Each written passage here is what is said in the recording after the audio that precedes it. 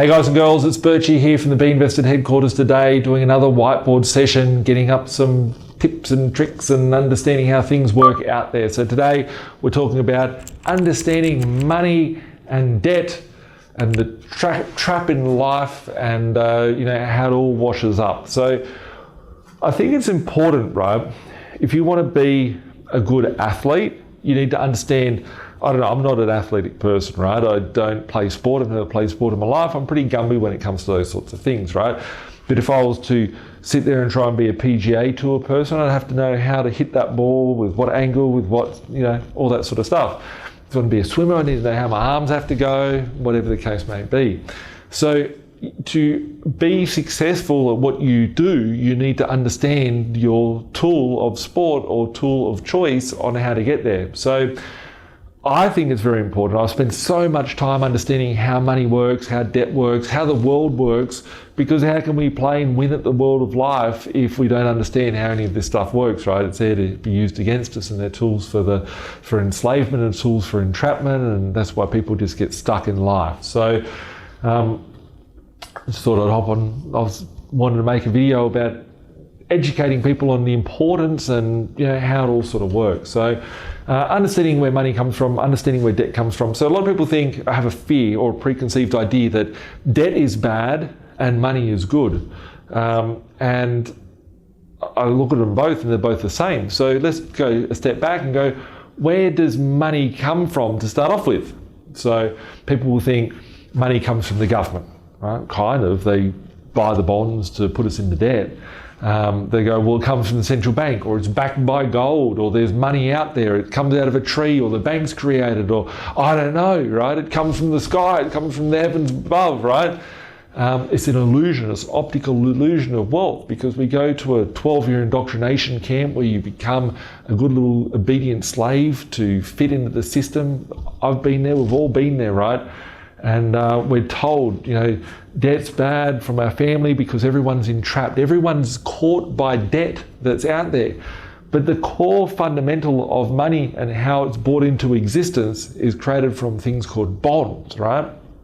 And the central banks are printing the money and buying up those bonds. So the government will get us into debt, and then they need to go get a loan for it. So they create a bond and they sell that to the central bank. The bank prints the money into thin air and go, here's your debt. So they go and take that debt and they go and take that money, which is one of the same thing, and then it gets put into the system. And pretty much the essence of where currency gets created from is just out of thin air, right? And that's why today in the world, I realize how bad the media is, right? Think about if you're evil, right? If you're evil, go back 2 steps. You would want to be able to have a brainwashing mechanism, and you'd want to program people into believing certain things that may or may not be true. And then if you were evil and you had all this power, you'd go, well, how would you do it? Use it from media, social media, influencers, all those sorts of things. So when you look at the vested interests around the world with all the media organizations and control mechanisms, I'm not going down conspiracy theories here, there's things that you can and you cannot say on those platforms. And I've never heard the central banks say, or I've never heard the media say, we printed too much money, that's why you're screwed. I've never heard them say, we've ripped you off by printing so much money, right? But when we look at stats and facts and figures that are out there, right? They're saying that it was the Ukraine, right? And Russia and China and the illness, it was these things, whatever, they never say it's these things. They will try and, it's old people, it's young people, it's liberals, it's Labours, it's Trumps, it's Bidens, it's this, it's that, it's blacks, it's whites, it's Hispanics, it's Asians, it's everyone's against each other, it's the baby boomers and fucking avocado and toast, right? They're using it as a weapon to keep people from the truth, right? When we look at the facts, right, and we look at the numbers that are out there, I was going to draw them up, but we'll just run through the numbers. These are public numbers that are out there. Look at the level of debt that's in the world in 2024, 2025 versus what the level of debt was in the world in 2020, right? And then you look at, well, what's the level of debt and currency that's created out there in 2020 versus what was in 2010? And what did that look like in 2000 and so on and so forth? And look at the tailwind of every recession that's ever occurred and the influx of currency creation that comes after a recession, right? And people will just sit there because the media goes, oh, it's a recession. And everyone's like, oh, it's so bad. And everyone feels a bit of pain. But then they just suddenly print, and then they find an excuse for why certain things have happened, like inflation going up at the levels that it is. You can't afford your food, you can't afford to live, you can't afford this, you can't afford that. And they say it's your fault because you're eating too much meat and you're not eating enough vegetables and you're not eating enough synthetic, fake plastic meat, right? It's all you. You're the reason why, right? I'm the reason why, right? It's never, hey, we've printed too much money, we've screwed you. But it's very directly correlated to the level of printing of currency. So if we go back and look at how currency, money is created. So money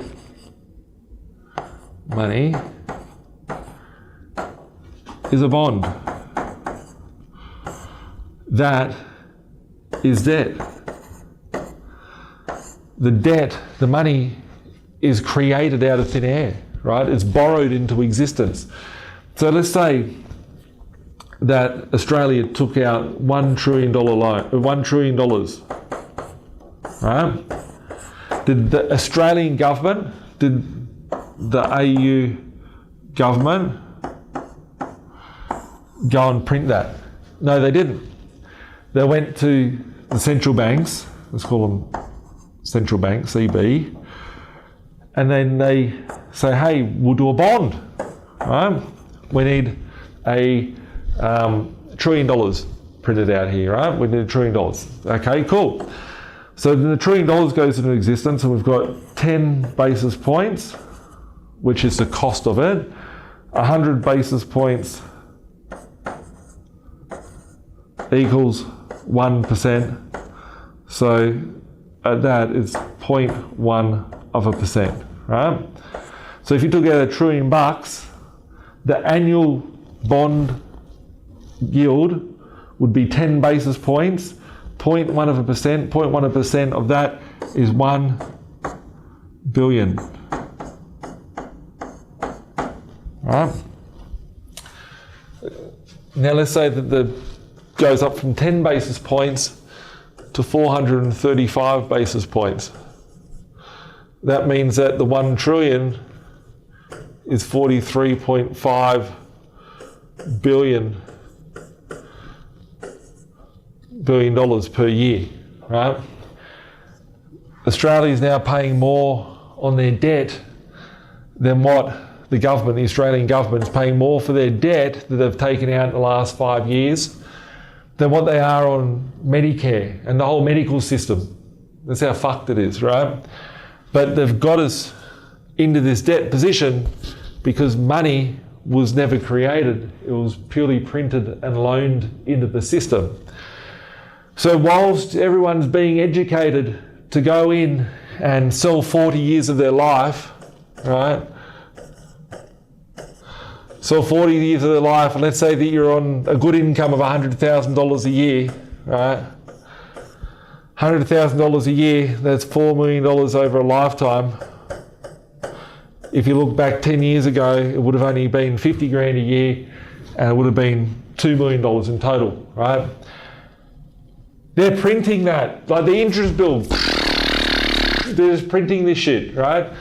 And all in the meanwhile, you're sitting there going, oh, please give me 100 grand so I can go and earn some money so I can pay the food and pay the groceries, pay this. And you zoom out and you look at the whole world and the whole universe and the whole solar system, and it's like we're the only ones that are getting screwed and played in this slavery system. There's a video called The Jones Plantation. It's by Larkin Rose. It's a very good watch that people should be looking at and understanding a little bit about the system of slavery that we're in. It's modern day slavery. So when we look at it, people are trying their hardest to earn the money, good people doing good things. But we're all trying to get this money, but the quicker that we earn the money and we save the money, they're printing more money, right? A glass, right? Let's draw a glass, right? It's a vase, right? It's a glass. looks like something else, right? But it's just a glass, right? And let's say we fill it up with water, right? In here. Put cordial in there, right? And then we get a jug over here, right? Put a little handle on it. And we pour water in here, right? We fill it all up, right? And it's full of water. So here's the cordial, here's the water, here's the cordial, and here's the water. If you keep pouring water in there and the water just flows over the edge, right, this cordial is going to get diluted less and less and less until the glass is clear, worth of full clear water, and there's no more cordial in there, or it's very diluted, right? Now let's take the cordial out of here, right? And let's take the water out of here. And let's call this the dollars that you earn. And let's call this the dollars debt that's printed out there, and they keep pouring more and more of this debt into the system. Your dollars is losing more and more of its value and its purchasing power. And that, my friends, is why savers are losers and holders of debt are winners, right? Now, if we have inflation, and the reason why inflation is a fantastic thing out there for all these evil people out there in the world that control this system, is due to the fact that, let's say you take out $1 trillion,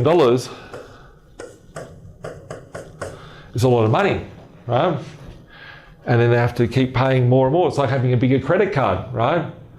The last recession we had in the 1990s was a $96 billion debt, took a decade to pay it off. Now we're paying $50 billion a year in interest repayments to service the debt. That seems like a lot of money, $1 trillion. The US was in $1 trillion debt at the turn of this century. Now they're in $36 trillion worth of debt, and it's rising by the day, by the hour, by the minute. The US debt at the start of this year was $33 trillion. They've taken $3 trillion, right? Just Australians' total debt for our whole economy, they're using in 1 quarter, or in 100 days, is paying their interest bill now, right? So the debt is constantly being, the money, your currency that you're saving, you're earning this money going, oh, what are you going to do it? I'll buy as much as I can, I'm losing the value, right? You're collecting it and you're losing your purchasing power straight away. They're printing the money, and because of so much, your house did not go up in value. Your house that was 200K went to 500K, that's a 5 there, went to $1 million. Your house is still a 3-bedroom, red brick, 1 garage house. It's no different than what it was 5, 10, 15 years ago. The only difference is they printed so much money, so you require more money to get the same asset, right? And it's the debt. So that's where inflation's coming in. The debt becomes irrelevant with inflation, right? So let's just look at it from this perspective. And this is a view of a hyperinflation, right? We're just bringing 50 years. Everyone's sitting there going, oh, it's these baby boomers. If I could go back to the future and get a loan and buy a house for $2,000 in 1980 and now it's worth $2 million. These people were lucky, whatever, right? The people that came before you got screwed in every different orifice before we got screwed with the current system that we're dealt with. It's just we're a little bit later on down the track. But it's going to get a shitload worse because they're going to be printing money like never seen before. And it's evident, right? This is evident. Go and look at all the charts of M1 money, M1 currency out there. Understand how the system works and the money creation gets printed in the system. Literally, if we go back like 50 years ago, my parents told me the story. They paid $13,000 for the house. It's now worth about $1.5 million. My mum still lives there. That thing there, my dad put down like $6,000 deposit, took out like a $6,000, $7,000 loan, 6 to 7K loan, paid like 10% interest. That's like $600 to $700 per annum in interest. Took him 30 years to pay off that mortgage. You might be like, fuck, your dad's really poor, whatever, right? But let's go back 50 years ago. The income was only $2,000 a year. You take out of it, say, $500 for extortion fees from the state, leaves you with $1,500. $1,500 minus $600, $700 per annum. means that you're left with say $600-700 to live on, right? If my dad was still alive, he'd be like in his mid-80s now. So it's a long time ago too. But reality is that looks no different than your income, or very similar to your income. Now you just add extra zeros and panel beat it around the figures of the assets. That inflation's occurred over a 50-year period. Yeah. What we're seeing now is the pancaking effect of so much debt is happening over a 20-year period, over a 10-year period, over a 5-year period. So as we zoom out in the future, it's going to look very, very different. So getting back to the point, we've seen our examples of watering down the debt and all that sort of stuff. Understanding money, understanding debt, understanding how it all fits in. When you realize that they're printing money like never before, never ever beforehand have they printed money at the rate.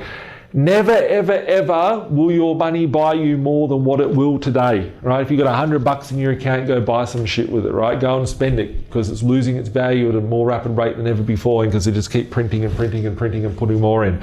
So if you understand that, and then you understand, right, when we talk about debt, if we understand how money works, understand how debt works, then understand that if you have $100,000 today, if you had $100,000 in 2020 in your account, you could buy double the amount of shit you can buy 5 years later, right? It doesn't matter if we're looking at Datsuns, Holden Affords, collector cards, food, utilities, phone bill, kids' clothing, whatever the case may be.